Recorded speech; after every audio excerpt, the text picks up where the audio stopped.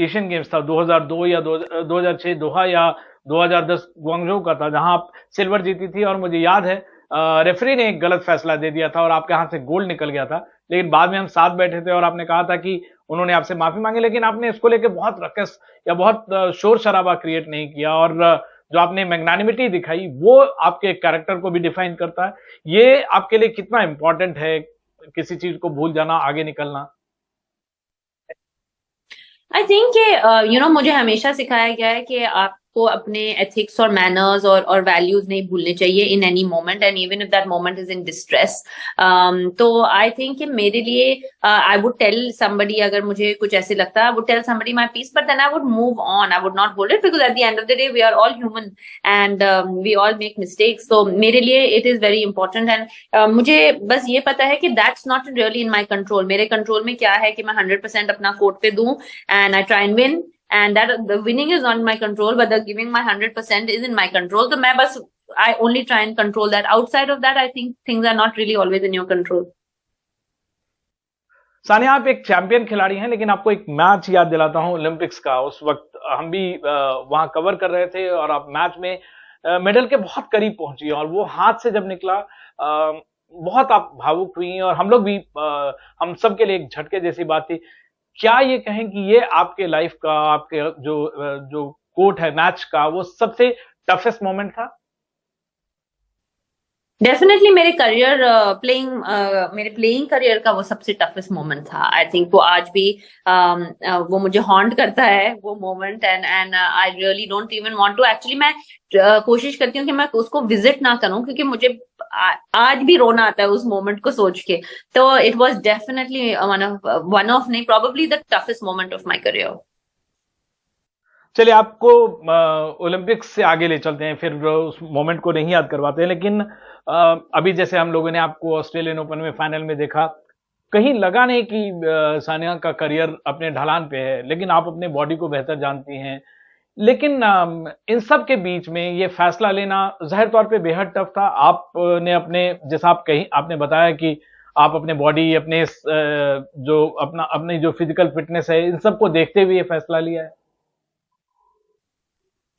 फैसला तो हमेशा मुश्किल है, लेकिन मेरे लिए ये बहुत जरूरी है कि मैं हर फैसला अपने टर्म्स पे लूं। और आप मुझे क्योंकि इतने साल से जानते हैं, आप ये जानते हैं मेरे बारे में कि I like to live life on my own terms, and I want to leave the game when I am on the top. मैं नहीं छोड़ना चाहती जब मैं बॉटम पे हूँ। जो it's very easy to do that, लेकिन I want to leave the game on the top. I want people to remember that I was playing well and I always played well। मुझे ये it's very important for me कि लोग मुझे पूछे कि आप क्यों रोक रहे हैं बनिस्बत कि आप कब रोक रही हैं खेलना। तो for me that's why, and not just that, मेरी बॉडी भी is very very it's in pain all the time. मतलब मेरे एल्बो में पेन है, मेरे नीज में पेन है, मेरे काव्स में पेन है, एंड मुझे पता है कि what is taking out of me to play and compete at this level and to be at this level where I'm still able to play a final of a Grand Slam। लेकिन मुझे पता है, and I don't think कि I have that mental and emotional and physical capacity to put in that work day in and day out to maintain that level। And if I'm not able to maintain the top level, मैं नहीं खेलना चाहती, so it's a very thought over decision, and I do want to spend more time with my son। I want to be a mother। I want to I want to be able to be there for him। बिल्कुल, अभी मेरी आपके पिताजी से लगातार बातचीत होती रहती है और आपकी मदर से बातचीत होती है। अभी ऑस्ट्रेलिया में आपके फादर 18-18 घंटे काम कर रहे थे, कभी टैक्स का, आपका लॉजिस्टिक्स, ये बहुत सारा जो टीम वर्क एक होता है। आपकी मदर बीमार थी, आप एक टूर्नामेंट खेल रही थी, आपके बेटे को विंबलडन में मुश्किल से एंट्री मिली।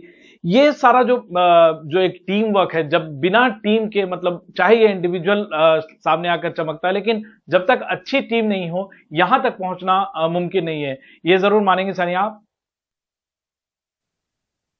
नहीं, एक्चुअली टेनिस इंडिविजुअल गेम सिर्फ उस 2-3 घंटे के लिए होती है जब आप कोर्ट पे होते हैं। Outside of that, tennis is one of the biggest team games, क्योंकि आपकी अगर टीम नहीं हो ये सॉलिड, आपकी फैमिली, आपके फ्रेंड्स, आपकी कोचिंग स्टाफ, आपके फिजियोज, आपके मेंटल कोचेस, अगर ये आपके साथ नहीं हो तो प्लेयर कुछ है ही नहीं। तो whatever you are is you are because and with your team, you are not individually. चलिए, मैं आपको ज्यादा परेशान नहीं करूंगा। आपको 2 टूर्नामेंट अभी और खेलना है, बहुत सारे इंटरव्यूज आपको करने हैं। लेकिन जब आप करियर के उस मोमेंट पे हैं जहां आप टेनिस को अलविदा कहेंगी, आप कौन से वो एक दो मैच हैं या जो एक दो मोमेंट है जिसको आप याद करना चाहेंगी, जिसको आप चाहेंगी कि यंगर जनरेशन है उसको याद करे, क्योंकि आपके बाद भारतीय टेनिस का फील्ड बहुत ही वैकेंट लगता है, खाली खाली सा लगता है। कौन से वो मोमेंट है जिसको आप भी रिलीज करती हैं और आप चाहती हैं कि फैंस कम से कम मोटिवेट होकर वहां तक बढ़े? आई थिंक जो दो मोमेंट्स ऐसे हैं, जब जब 2015 में मैं विंबलडन जीती थी मार्टिना के साथ, और जब 2015 अप्रैल 12 को मैं नंबर 1 इन द वर्ल्ड हुई थी। आई थिंक ये जो दो मोमेंट्स है ये बहुत बहुत ज्यादा स्पेशल है, क्योंकि आप बहुत कम लोग ये कह सकते हैं कि आप दुनिया में नंबर 1 में है जो चीज आप मतलब in something that you do. And जो विंबलडन था वो तो बिल्कुल ही मतलब we were down and out in the match, and the way that we won, आज तक लोग मुझे कहते हैं जब मिलते हैं कि that was one of the best women's doubles matches we've ever seen at Wimbledon. So for me, these two moments really do stand out. Thank you so very much Sania, हमसे बातचीत करने के लिए। आप ऐसे ही रहें और जो आपका एटीट्यूड है उसको कायम रखें, और आप जो भी करेंगी जरूर शाइन करेंगी। इसी तरह से आप बने रहें, चाहे टेनिस के फील्ड में या बाहर आप जो भी करती हैं लगातार शाइन करें। और टेनिस भी जरूर चाहेगा किसी न किसी तरीके से आपसे और बहुत कुछ हासिल करना, ताकि भारतीय टेनिस की एक नई जो जनरेशन है वो तैयार हो। Thank you so very much हमसे बातचीत करने के लिए।